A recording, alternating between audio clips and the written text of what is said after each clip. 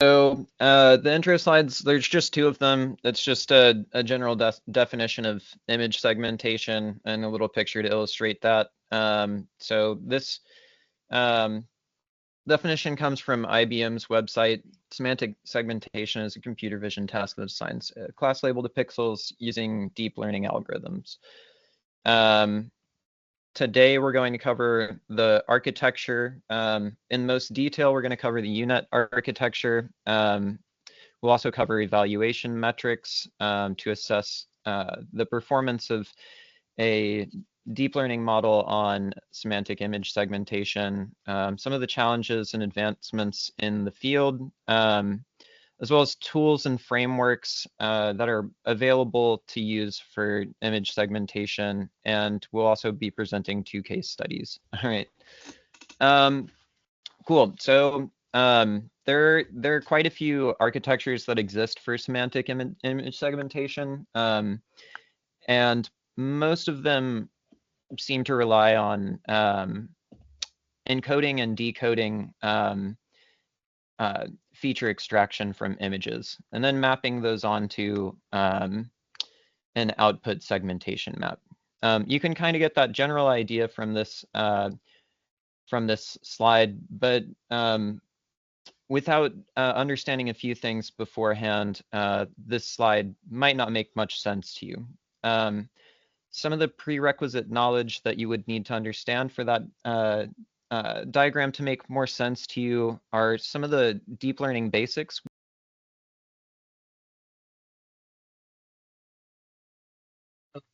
From now, discuss about on algorithms. There are 3 types of algorithms: CNN, FCN, and UNet.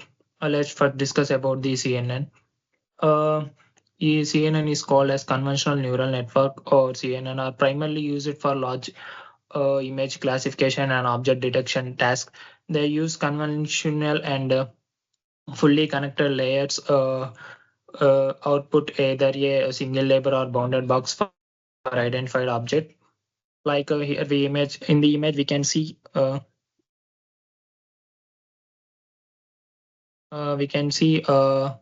is they may illustrate the structure of convolutional neural network for a image classification broken down into 2 main stages.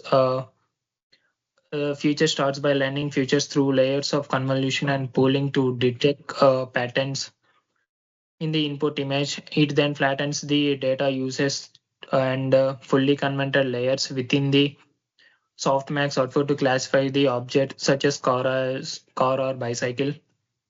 Move on to the pros are like effective for classification, flexible, efficient with large data sets, can be adapted for various tasks like image classification, object detection, and feature attraction. And cons are like limited for pixel-wise tasks, loss of spatial detail, work with bounded boxes for detection, but can classify every pixel individually. We can see after the CNN process the original image, and after the CNN process there is the right side image. We can see there is some loss of pixels in the image, spatial details in the image. And moving on to the FCN. FCN is like a pixel-wise classification for segmentation by combining convolutional and upsampling layers. They are widely used in semantic segmentation to label each pixel in an image. In an image, the image here image, we can see that taking the input of dog and cat. After the upsampling convolutional layers and the upsampling layers, we can see the output will be in the pixel-wise prediction, like a cat, a dog, or something background. This is how FCN works. And the pros for the FCN are like a pixel-wise segmentation, flexible with image size, faster than UNet. And cons are like struggle with small objects. Like small objects, we can see with very small objects, you struggle to capture the pixel size of the images for the small objects. And also not ideal for application need detail in segmentation like medical imaging. It is not a real-time application for like medical imaging types here. And moving on to the unit, why unit is called as a U because it is structures a U shape map, U shape structure. That's why we call as a unit.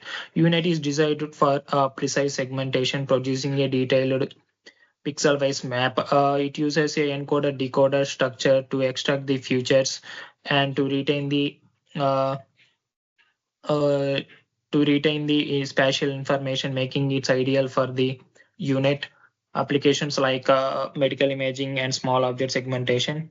Here, the image shows the how an input patching moving through the convolutional layer and pooling layers on the left, and the central layer, the main core, captures the core features, and it moving on to the uh, encoder decoder on the right side, like upsampling and skip with the skips connection to recover the spatial details, which to get the more precise segmentation. Like pros are like high precision, effective with small data sets, detailed classification, like to recognize the some organs, like small objects, microscopic images, etc. And the cons are like high computational cost, not ideal for real time, risk of overfitting, like it takes a lot of time to like to precise the segmentate the image and get the output. So we don't have much time to discuss all the three algorithms in deep, so we go with the unit architecture. So some of the deep learning basics, what is a perceptron, logistic regression, some of the requisite math that's good to understand is linear algebra and calculus, primarily understanding derivatives and how they relate to finding global minima in some solution space. It's also important, so a lot of the deep learning architectures that image segmentation use convolution convnets, and these neural networks make use of convolution operations, something called a pooling operation, which we'll go over, and they also involve skip connections in these particular convolutional neural networks. We're not going to go into great detail here, but the basic things to know are that the main inputs are some image expressed as a one-dimensional vector, and typically these are RGB images, and then the pixel values are represented numerically, which are fed into the neural network. And the outputs are often multi-dimensional matrices that map prediction values for classes of objects onto that image. And they're roughly proportional to the dimensions of the input vector. So we're going to go ahead and move on. It's important to know that there's a lot of math involved. Again, this mainly is linear algebra and a little bit of calculus to calculate derivatives. You can see that partial derivatives are covered in these bottom two equations here, and these are the ones that are generally used for backpropagation, updating weights and biases, which are the main parameters in a deep learning network. So what exactly is a perceptron? A perceptron is basically an object that takes in multiple inputs and outputs a single numerical value. A deep learning structure is a network of perceptrons that are connected to each other through their outputs. So each perceptron in these hidden layers receives inputs from each layer before it. This diagram shows a very fully connected deep neural network, and not all neural networks are fully connected, and this is just a simple representation to show you that sort of what goes on in a neural network. So at each step of learning, some calculation of losses is made, And the step size here, moving towards convergence at a minima, is how a deep learning network learns. This is the adjustment of the weights and balances due to the loss calculated of comparing a prediction value versus some ground truth. In this structured learning, we're comparing a ground truth labeled piece of output data to the prediction that the neural network makes. So convolutional neural networks, they do this by a series of pooling and convolution operations, which are basically just matrix operations. And here you can see that it's actually a sliding window that moves across the input vector and then makes some kind of feature prediction. These are generally put into categories called channels, which largely are presumed to map some feature prediction. Pooling is then the extraction of these features, and convolution and pooling are performed in succession to basically map the feature extraction to different areas of the input image. So here's a kind of idea of what happens in the convolution operations.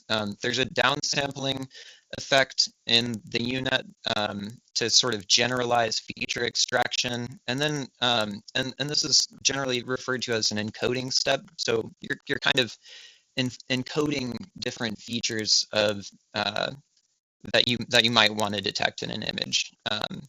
And then these transposed convolution operations are a decoding of those encoded feature extracted features to map to a finer granularity output.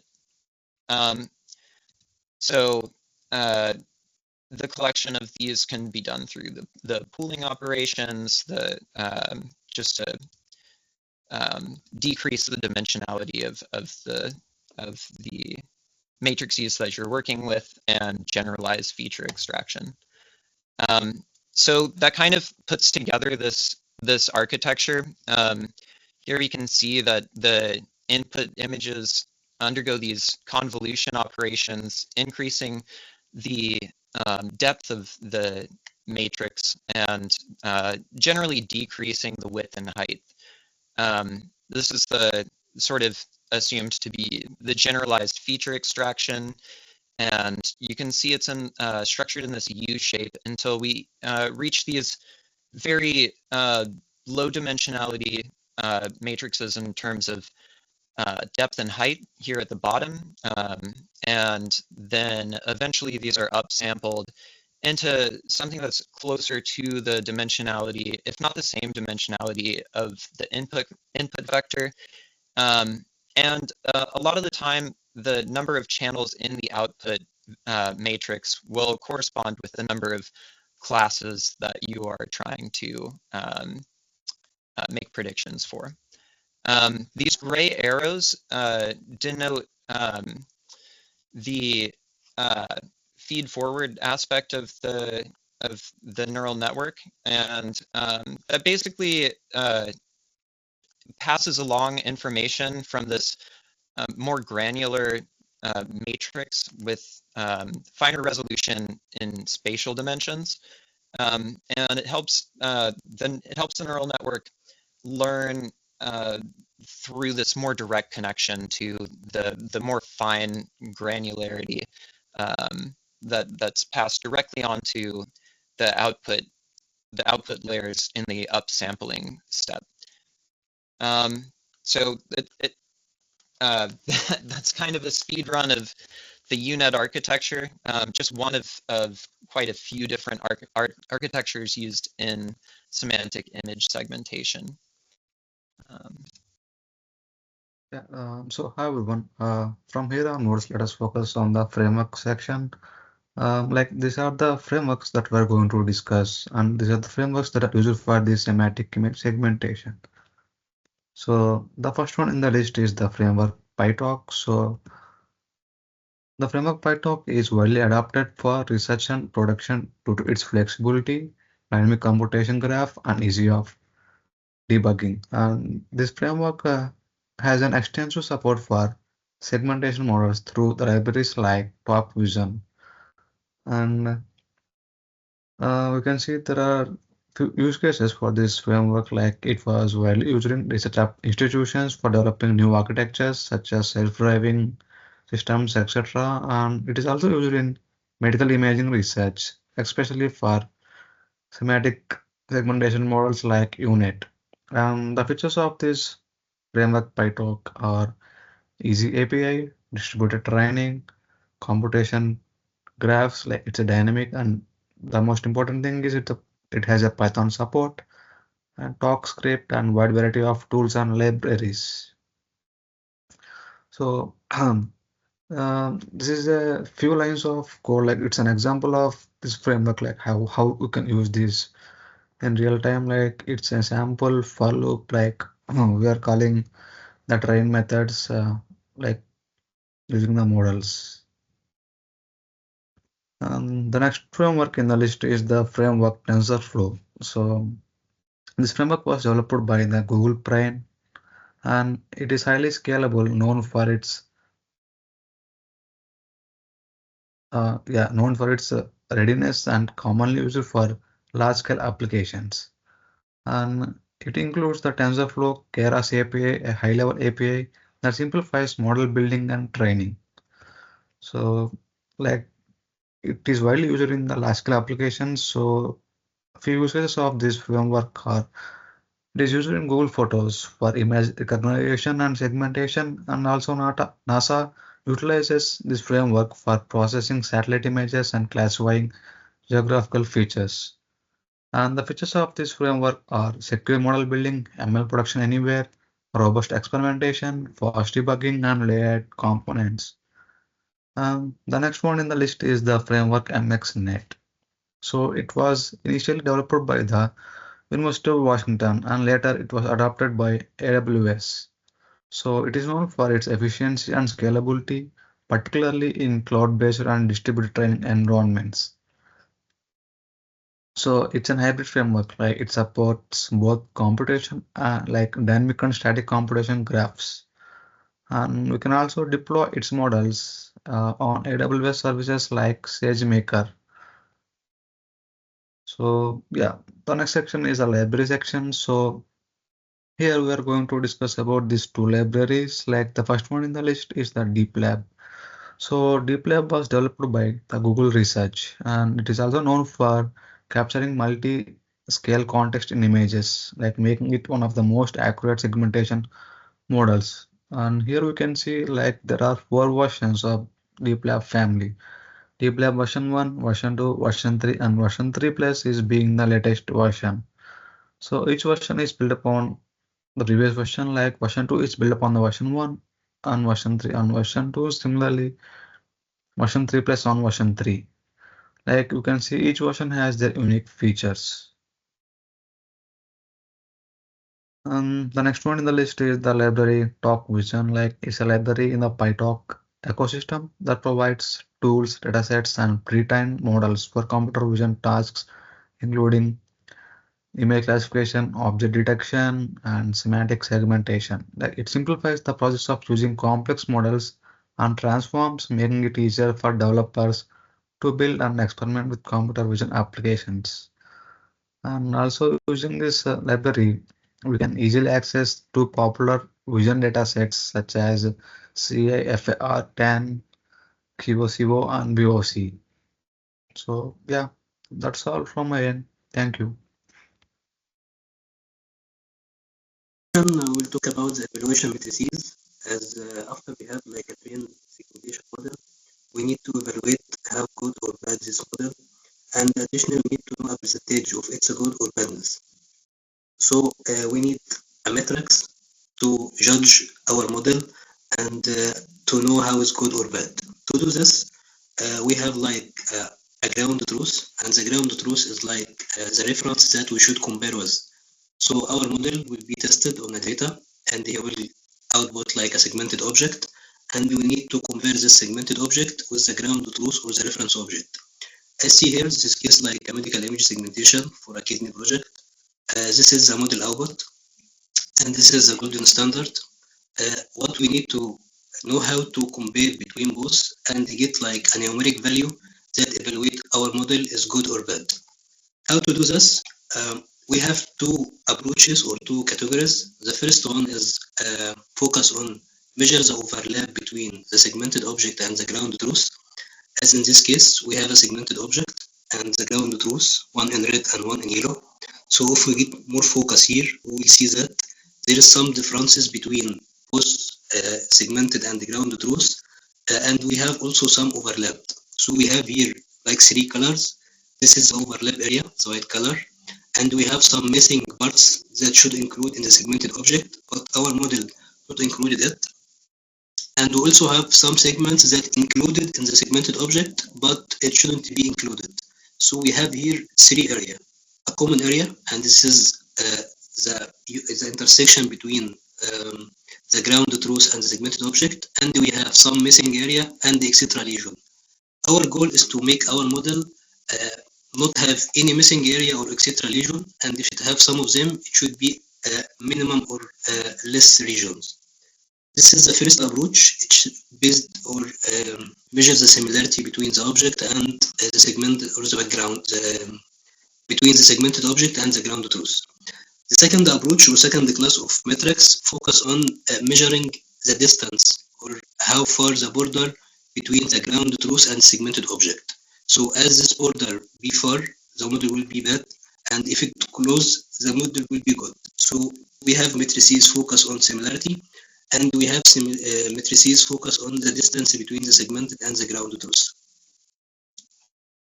So based on this, we can classify or categorize evaluation matrices into two categories. The first one based on a spatial overlap agreement, and we have a lot of matrices that measure this, like DICE or J-card similarity. In case of 3D, we have like volume overlap ratio, percent to volume overlap. All of these are based on the similarity. The other approach or the other category focus on the distance. So it will measure how far the borders between the golden standard and your segmentation. We have also a lot of matrices like house roof distance, mean absolute distance, mean square distance, sum of square distance, all measure distances. The most popular ones in these are DICE similarity, J-card, and similarity based matrices. And the most popular one here is the house roof distance. So we will focus on these three matrices.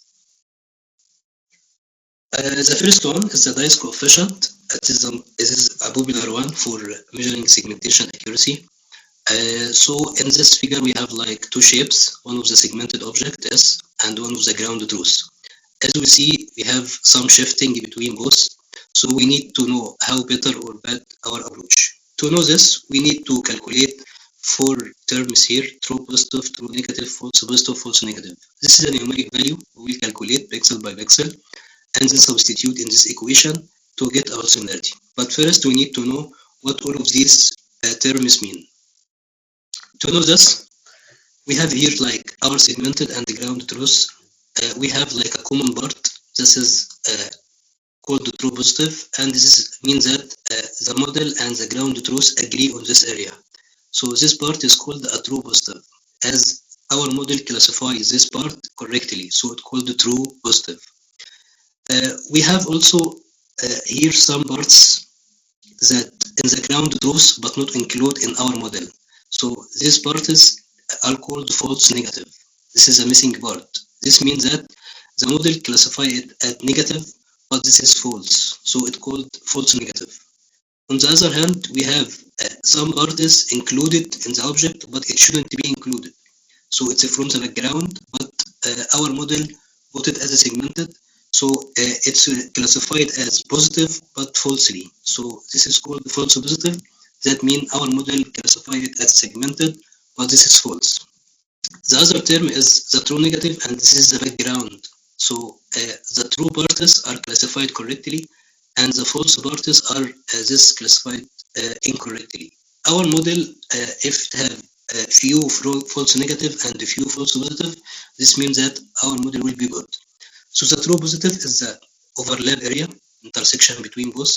The false positive area, this area, can be calculated by taking all over the segmented object S minus this part. So it will give us the vertical lines here. If I need to get this part, I will take the ground truth at all and subtract it from this part, so we will give the false negative. So if I calculate these three terms, true positive, false negative, we can substitute in this equation and give the nice coefficient. Imagine that if the intersection part and for the ground truth and the segmented object be the same, so the two are identical, so the dice here will be 1. So if the true positive, I have no false positive, no false negative, so this equation will give me 1. So the unity is the better or the best performance. As we go far from unity, our model become degraded or be worse. The second one is the Jacob coefficient, and it's like the previous one, but with small differences, and sometimes it's called intersection over union, as it means that we give the intersection part. This is the intersection part that's positive, and the union is the union between both parties, so it's intersection over union. If we substitute by these equations, so the intersection part is the true positive, as this part, and the union is the summation of the three parts, true positive, plus false positive, plus false negative. So if I need to get this term, I just need to calculate true positive, true negative, and false positive. So what is the difference between this and the previous one? As we see in the equation, the previous one, the true positive part is multiplied by 2. If we go back, we see here that in the equation, the true positive part is multiplied by 2, but here no. So the previous one, the dice is get more emphasized to the overall or to the small overlaps, so it's sensitive to the overlapping. But in Jacob index, it's like make a balance between false positive and true positive, so it doesn't emphasize anything as it deal equally with all parts. In some application like medical imaging, we are more accurate to the true positive part, so we may use dice. In object detection application, for example, we can use Jacob index. This is two examples of the first category. The second category focus on the distance between the segmented and the ground truth.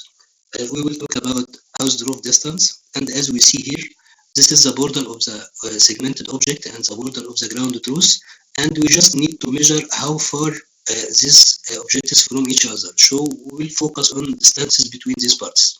One of these measures is the Hausdorff distance, and it's measured if I have like a surface and I have another surface, and I need to measure the distance between them. What I can do is this. To basically focus on give the maximum over minimum distance. This means that I will measure all the distances between G and S and get the minimum ones. After I calculate all minimum ones, I get the maximum one. To better understand this, if we look at this shape, we have like the blue line and the red line. We will get for each point here the minimum point here. So we collect all the minimum distances and then get the maximum one. This is like an illustration of how far this object from each other. And for sure, if this distance is small, this means that better model for segmentation. There are other variations of Hausdorff distance, as this distance is not symmetric. This means that if I get the distance between G and S, it is not the same as S and G. So sometimes our models use like gives this the first distance and the second distance, and they give the maximum of both to be the Hausdorff distance, so it's called bidirectional. So bidirectional, it calculates both distances. Some other variations is that if the maximum one is like outlier or noise, so we will like evaluate our model in a wrong way. Some of them use like 95 percentile for bidirectional. This means that instead of take the maximum one, I just take the one that is larger than 95% of the distances. So instead of taking the maximum, we use the one that not the maximum but close to the maximum. In case of we have some noise or we have like some outliers, this distance will be more appropriate to evaluate our model. So we can also, instead of take the maximum, take the percentile, 95 percentile for both, and then get the maximum process. So now we have a lot of distances. We can evaluate our model based on it. You can evaluate based on the similarity-based matrices, or you can evaluate it based on the region-based matrices. This is depend on your application or your case study. Thank you. So for the case study, I have picked medical imaging, and as an example, I will be explaining about lung CT image segmentation. So semantic segmentation is used in medical image analysis to identify and label regions of images, and it aims to divide the images into regions with comparable characteristics, including intensity, homogeneity, and texture. Importance of lung CT image segmentation. Clear boundaries of lung regions and abnormalities allow for better diagnosis, more targeted options, and precise monitoring of disease progression. As we can see in the image, the before image shows the actual X-ray CT scan of lung, whereas the after image shows the after image of after the segmentation. So it's more clearer and gives more precise results. Unit architecture. I will be briefly describing how unit can be used in medical image segmentation.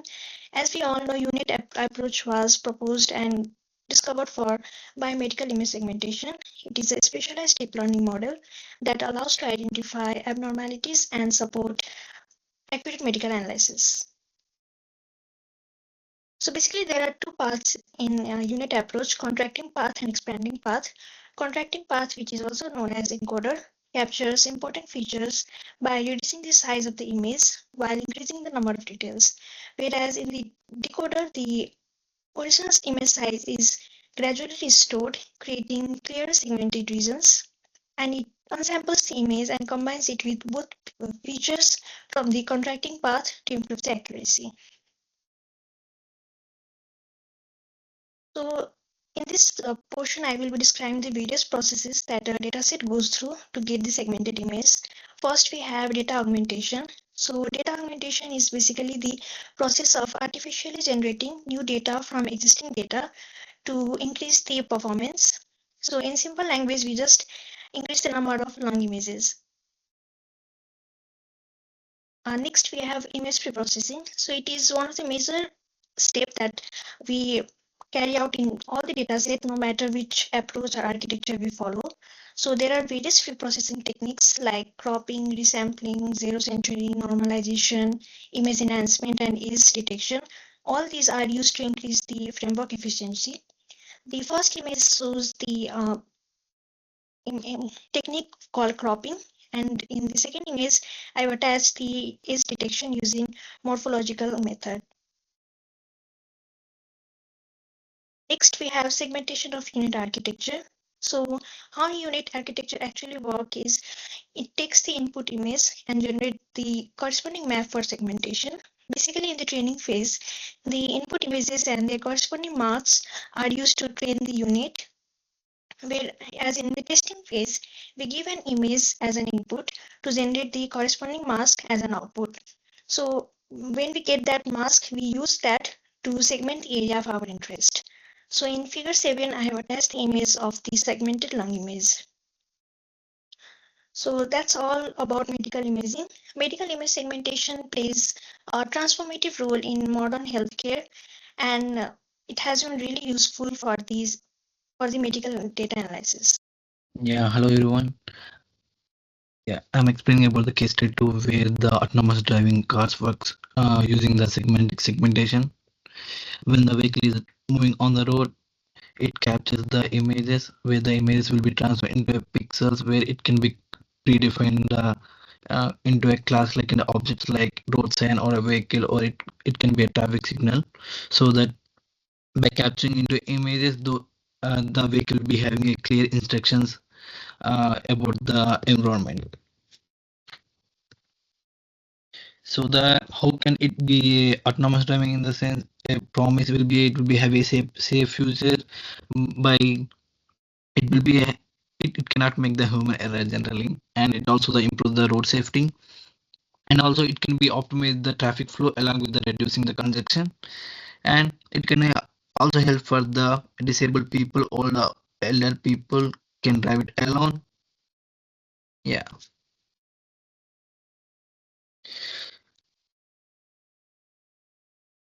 Generally, here you are able to see the video how whenever the car is moving on the road, it captures the environment and the road by using the camera or the sensors. By capturing it, it can be detecting where having a color changes, like the way road as an object, it changes some kind of some kind of color, and the environment and the traffic signals. So it will be we can call it as a pixel level classification. Also it shows uh, enabling the accurate perception with the environment. Also it helps in the application like the lane detection. Generally, when we need to take change of the lane, or it can be a overtake, such kind of situations, and the object detection, such kind of the pedestrians or any kind of obstacles, and also it can be a traffic signals. Generally, here how the autonomous car work. Generally, it will be having a main part will be a lidar and the camera and the radar. It lidar create a 3D mapping. This to know about the location, how it need to move, and the radar will detect the objects distance, and the cameras where by that it will be visualize the data and environment for the object recognition. Here the perception stands for where the data is taken from the lidar, camera, and the radar. And localization, by using the GPS, it knows the exact position of the vehicle, and the path planning will be a route and behavior such as the lane path. It need to be aware the exact position of the vehicle, and the decision making by after the prescription, it needs to be held for the real time of decision making for the autonomous vehicles. The control can be a steering or the wheels, or it can be a speed. The communication need to be with the other cars or the pedestrians on the road, and the safety and the redundancy in case of any sensor failures, or it need to always have a backup plan. Yeah, it need to have a backup plan when there is some kind of failures with the radar or the issues with the camera or with the sensors. Then here is the YMO self-driving technology.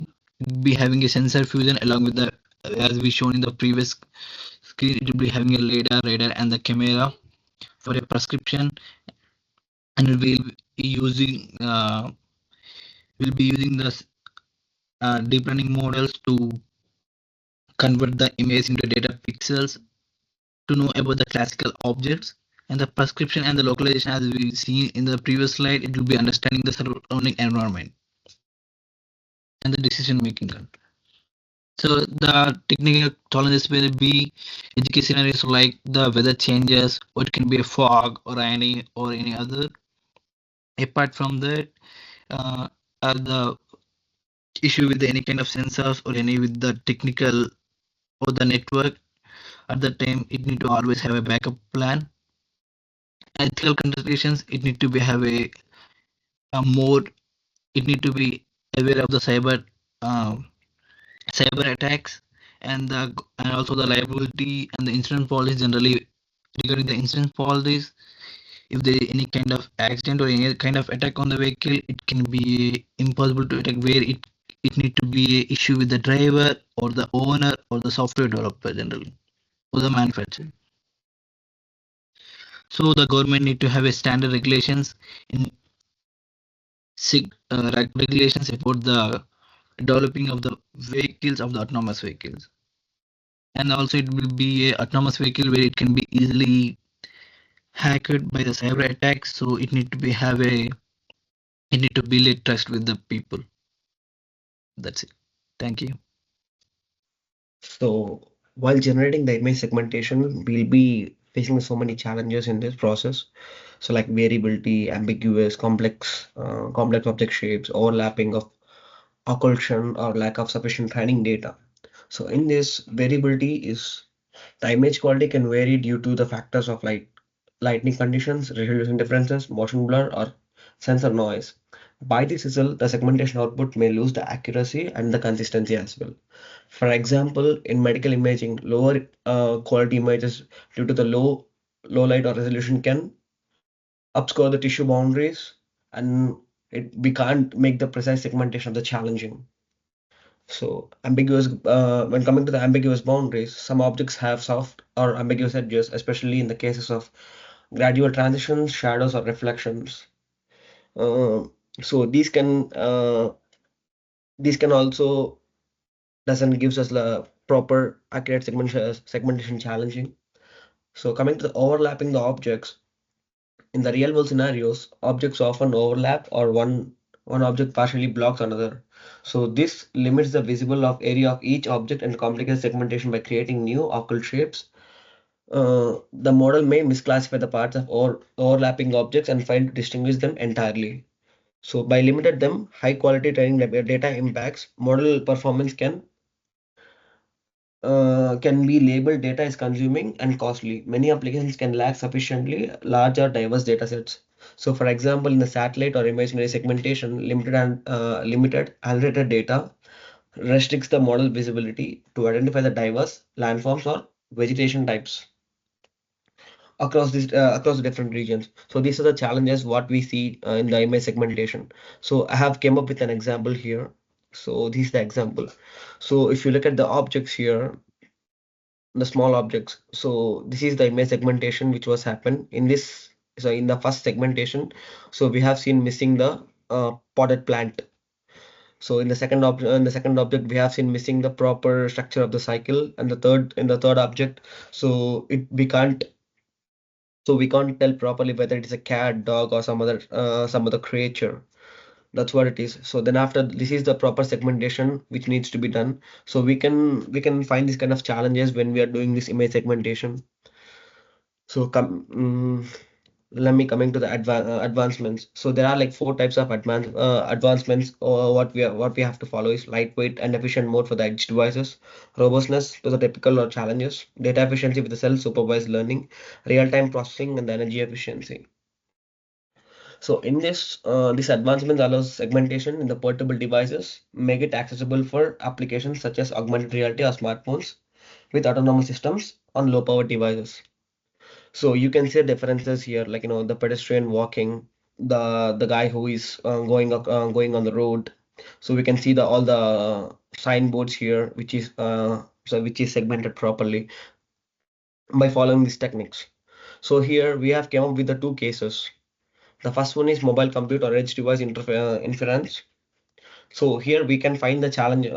Here we can find the challenges like running segmentation models on device in difficult, but they lack processing power, memory, battery life, or larger systems.